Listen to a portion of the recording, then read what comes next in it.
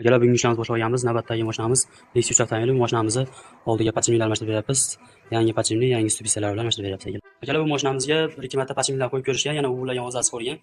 Stubisalarini ko'rishganmi, ko'rishmagan bilmayman. Stubisalari o'ta rasvo ahvolda. Abo'ymalari yengil chiqib ketyapti.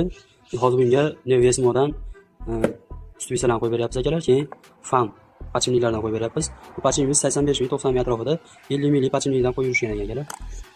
Bonuslariga akalar zatinlik go'shkalarni qo'yib beramiz. Egalardan so'raganmiz akalar, qanaqa podchimnik qo'ygansiz deganimda 50 minglik podchimnik, arzon podchimniklardan qo'yishgan ekan. Hozirda akalar podchimnikni yaxshisidan qo'yish kerak. O'sha fan podchimniklari yaxshi chiqyapti. 85 ming 90 ming atrofida akalar podchimnik. Ash podchimniklardan qo'ysalaring, stubisani ko'rib turib, stubisa ketgan bo'lsa akalar, stubisani yangi qo'yib olsalaring, ishlaringiz sifati alohida bitadi. Bu degani podchimnik ketmaydi degani emas. Bu yangi stubisa, yangi zo'r podchimnik bo'lsa ham podchimnik ketmaydi degani emas.